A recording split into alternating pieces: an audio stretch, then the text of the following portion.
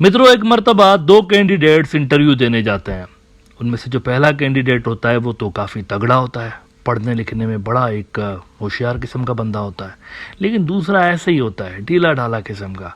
तो जो ढीला ढाला किस्म का होता है उसको एक तरकीब सूझती है। वो कहता है मैं एक काम करता हूँ, सबसे आखिर में जाता हूँ इंटरव्यू देने, और जो भी बाहर आएगा इंटरव्यू देके उससे पूछूंगा कि भाई तुमसे कौन से क्वेश्चंस पूछे गए हैं, ताकि मैं उसको यहाँ बैठे बैठे ही प्रिपरेशन उसकी कर लूँ और अंदर जाकर उनको वही आंसर्स बताऊंगा। अब ये जब बैठा होता है वहाँ पर, तो पहले जो तगड़ा वाला था वो इंटरव्यू देने जाता है, और वहाँ से जब ये बाहर आता है तो उससे पूछता है कि यार कौन से क्वेश्चन तुमसे पूछे गए अंदर, बताओ ज़रा मुझे भी। तो वो कहता है बहुत सिंपल सी बात है, घबराना नहीं है, आपने सिर्फ पहले क्वेश्चन का आंसर देना है मोहनदास करमचंद गांधी, और दूसरे क्वेश्चन का आंसर देना है 1947। असल में उससे दो ही क्वेश्चन पूछे गए थे कि देश का फादर ऑफ द नेशन कौन है, और दूसरा क्वेश्चन पूछा गया था कि देश कब आज़ाद हुआ।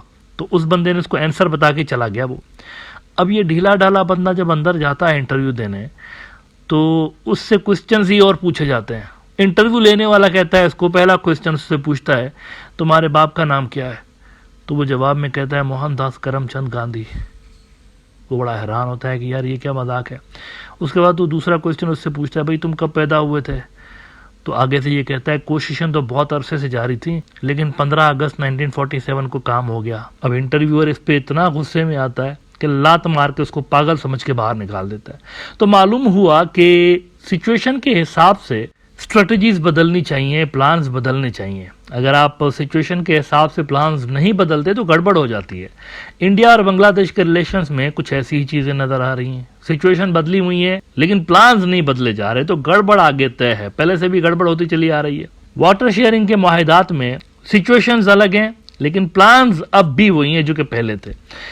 इंडिया और बांग्लादेश के जो पॉलिसी मेकर्स हैं उन्होंने गालिबन इस विषय पे कुछ नहीं सीखा। मुझे बांग्लादेश नहीं कहना चाहिए, अवामी लीग कहना चाहिए, क्योंकि उन्हीं की हुकूमत है काफ़ी अरसे से लेके। अवामी लीग के पॉलिसी मेकर इतने ज़्यादा, आई एम सॉरी टू से दिस बट, इतने ज़्यादा वो ढीले ढाले और सीधे साधे नज़र आते हैं इंडिया के सामने कि वो सिचुएशन भी नहीं देखते कि बदली है सिचुएशन या नहीं बदली। एक मरतबा पहले 2011 में जो ये गलती कर चुके हैं वही गलती ये अब दोबारा करके आए। ये जो शेख हसीना साहबा वहां पर गई हैं इंडिया, दोबारा से वही गलती वाटर शेयरिंग के एग्रीमेंट्स में करके आए। 2011 में ये जब गए थे तो एक एग्रीमेंट करके आए थे तीस्ता प्रोजेक्ट के हवाले से, आपको याद होगा वाटर शेयरिंग के एग्रीमेंट, कांग्रेस का दौर था उस वक्त। लेकिन वहां एक इंपॉर्टेंट मुद्दे को स्किप कर दिया गया था और उस मुद्दे की वजह से ये एग्रीमेंट धपड़धूस हो गई थी, और वो मुद्दा था वेस्ट बंगाल। भाई तीस्ता गुजरता तो वेस्ट बंगाल से है ना, वेस्ट बंगाल की मर्जी के बिना, वेस्ट बंगाल को ऑन बोर्ड लिए बिना ये मसला कैसे हल हो सकता है। तो इन्होंने 2011 में वेस्ट बंगाल को ऑन बोर्ड नहीं लिया था। आगे चलकर ममता बनर्जी ने शोर मचाया और तीस्ता वाटर शेयरिंग एग्रीमेंट धपड़धूस हो गई। अब दोबारा से वही हुआ है, दोबारा से वही हुआ। ये जो इतने दिनों तक आप बैंड बाजे सुन रहे थे ना इंडियन मीडिया के अंदर और बांग्लादेश की प्रो इंडिया मीडिया के अंदर, ये ऐसे ही थे। दोबारा से वही मसला हो गया है। ममता बनर्जी ने क्वेश्चन रेज कर दिया है। गंगा वाटर ट्रीटी जो कि एक्सपायर हो रही थी, वाटर शेयरिंग के हवाले से एक मुआहिदा है दोनों मुल्कों के दरमियान, उसको रिन्यू करने के लिए दोनों मुल्कों ने एग्रीमेंट की थी अभी हाल ही में।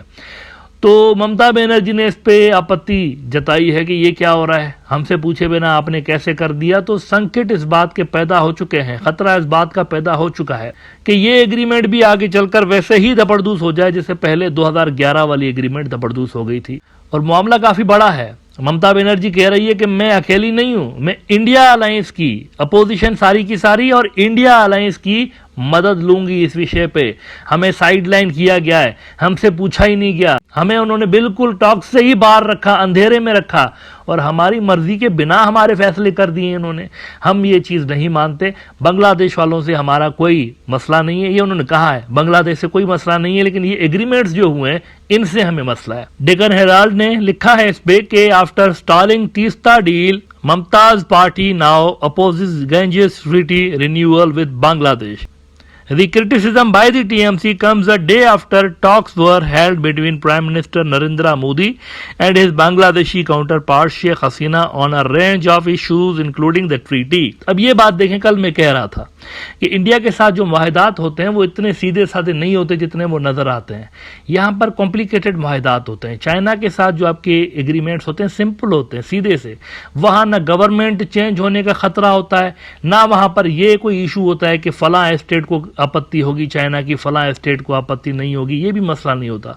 कम्युनिस्ट पार्टी है तो कम्युनिस्ट पार्टी है वहाँ पर, मतलब उन्हीं की गवर्नमेंट रहनी है, तो बड़ा सर्टिनिटी है, क्लियरिटी है उनके साथ डील करने में। यहाँ ऐसा नहीं है इंडिया के अंदर। मोदी साहब हैं तो मोदी साहब के नीचे ये भी है, पावरफुल अपोजिशन भी है, तो स्टेट के अंदर जो हुकूमतें हैं बहुत पावरफुल है। इंडिया की स्टेट की हुकूमतें जो हैं, कॉन्स्टिट्यूशन इनको बड़ा पावर देता है, इनके पास भी ठीक ठाक ताकत होती है। अगर ये चाहें तो मुल्की लेवल पर हुए जो मुआहदात हैं उनको जबरदस्त भी कर सकते हैं, जैसे कि हुआ 2011 के अंदर।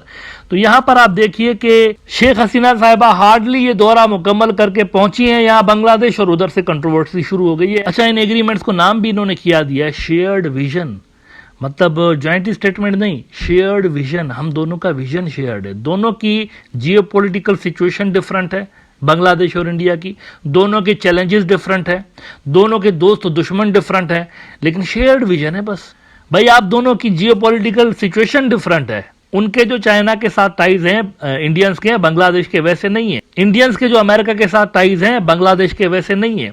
आप दोनों के अलग अलग एक मामलात हैं बिल्कुल। बल्कि अब तो मुल्क के अंदर ही आप देख लीजिए इंडिया के अंदर से क्या क्या सूरत हाल हो रही है। ये कितनी बड़ी चैलेंज है बांग्लादेशी डिप्लोमेट्स के लिए। इसके लिए आपको जरा एनडीटीवी की एक स्टोरी छपी है, वो जरा आपको दिखाता हूं। कहते हैं कि sources have confirmed to NDTV that Mamata Banerjee is likely to write to PM Modi on the issue and Trinamool MPs are likely to raise this issue in parliament. The TMC is also likely to reach out to India bloc allies for support on the issue. अब ये सूरत हाल है, opposition को अपने साथ मिला के तो ये जो एग्रीमेंट्स किए गए ना, इसके सामने रोड़ा अटकाने की कोशिश की जाएगी और इनको धपड़धूस करने की कोशिश की जाएगी। तो ये जो टूर था, जैसा मीडिया के अंदर दिखाया जा रहा था ना, और जैसे बड़े बड़े एनालिस्ट बातें कर रहे थे, उतना ये गालिबन सक्सेसफुल नहीं रहा, क्योंकि सारे स्टेक होल्डर्स ऑन बोर्ड थे ही नहीं।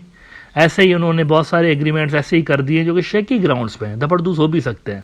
होमवर्क नजर नहीं आया ना इंडिया की जानिब से ना बांग्लादेश की जानिब से। होमवर्क ये होता है कि आप ये एग्रीमेंट्स करने से पहले ये सारी चीजें देखें, ममता बनर्जी क्या कहती है या अपोजिशन की दूसरी जमातें क्या कहती हैं, ये वाला होमवर्क करना चाहिए था। ज्यादातर ये इंडिया के ऊपर जिम्मेवारी आयद होती थी कि वो सारे स्टेक होल्डर्स को ऑन बोर्ड लें, लेकिन उन्होंने नहीं लिया, और एज अ रिजल्ट इन मुआहिदात का जो फ्यूचर है वो अब हवा में लटकता हुआ नजर आ रहा है।